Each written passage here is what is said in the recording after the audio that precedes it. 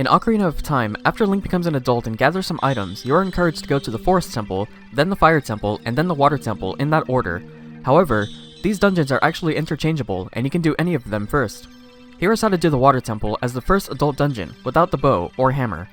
I am entering the Water Temple with these items, some of which I grabbed as a child before becoming an adult, as I can't go back in time until I beat the Forest Temple. The important ones are Din's Fire and Furora's Wind to reduce some backtracking. The plan is to grab 4 out of 6 small keys, get the long shot, grab the boss key, and then defeat Morpha and finish the Water Temple. I set Furora's Wind because I'm going to be coming back to this spot soon. I jump into the water and hold target while swimming. This is because when I equip the iron boots, so long as I still hold target, I can swim around with the iron boots on, instead of having to wait to sink all the way down before moving. I catch up with Ruta and float up past the cracked wall to the first floor water switch. There's a small key behind that cracked wall I need to get. You could grab it once you raise the water level to the middle level, but there's a cool trick to grab it now. Line up against the wall here. Side hop right, side roll, and backflip. While holding target, pause. When you unpause, quickly let go of target and side hop left. When Link hits the wall on the way down, target again to face Link towards the wall. This will shift his momentum forward and make him fall onto the second floor. Blow up the wall and grab your first small key. Since we don't have a bow to light these torches by shooting a flaming arrow, we'll use Din's Fire to light these torches. Enter the room and defeat the enemies to grab the second small key. Back in the central room, push this block out of the way to access the western rooms on the first floor. Navigate through and get to this room with the dragon statue in the spinning water. Equip the iron boots and hookshot this switch in the statue's mouth to open the gate. Quickly swim past the gate and grab the third small key. Now that we have 3 small keys, use Furora's Wind to go back to the top of the main room. Set Furora's Wind again, we'll still be coming back here. Jump down to the second floor on the center tower and make your way to the barred door with the torch next to it. Use Din's Fire to light this torch and enter the tower. Raise the water level to the second level, then sink down here to defeat some enemies and grab the 4th small key. We now have every key that we need.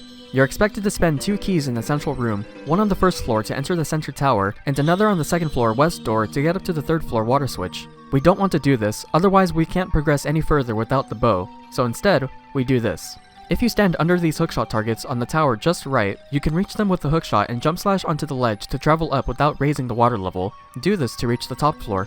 On this ledge is the switch to raise the water to the top floor. Since we can't use a key to go through the path here, we can do this. With a well-aimed jump towards the center of this ledge, we can reach it and climb up it.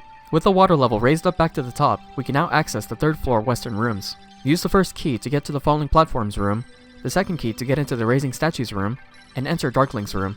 Here's an easy way to fight Dark Link. While you hold target, you can actually control the direction Link slashes his sword. If you hold right and slash, Link will slash from left to right, instead of vertical. Face west and have Dark Link behind you. Move back right, and slash. When you do this, you'll hit Dark Link before he hits you. You can repeat this until he's defeated. Now grab the long shot and Furora's Wind back to the entrance. If you go down to the river room, you can grab Gold Skulltula, but you'll be stuck here because you don't have an arrow to hit this ice switch to open the gate back out. Now it's time to get the boss key. Back at the entrance, set Furora's Wind one last time. Make your way to the north basement.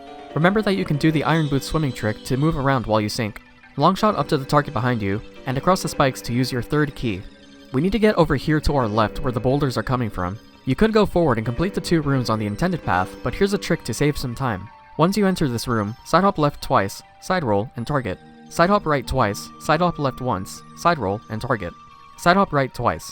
With this angle, run forward and roll off the ledge. Keep holding forward and you will grab the ledge. Now that you're up here, walk up this step and look at about this angle. Run forward, and when you hit the water, start swimming right. Jumping from this height will sink you enough underwater to clear the tunnel without needing to equip the iron boots. Swim through and use your final key to unlock the door and grab the boss key. Furora's Wind back to the entrance. Make your way north and long shot across the gap. Climb up the slope and enter Morpha's room. Here's how to make this fight easier. Do a jump slash and store its damage. Get into one of the corners and wait for Morpha to come to you. Hookshot Morpha repeatedly until you put it into a corner. Now you can crouch stab it repeatedly. Since you did a jump slash earlier, your crouch stab now does jump slash damage thanks to power crouch stab, a mechanic where your crouch stabs have the properties of your last attack. Defeat Morpha, pick up the heart container, and take the blue warp to finish the water temple. Congratulations, not only have you beaten the water temple, but you even did it with a little sequence breaking. Neat.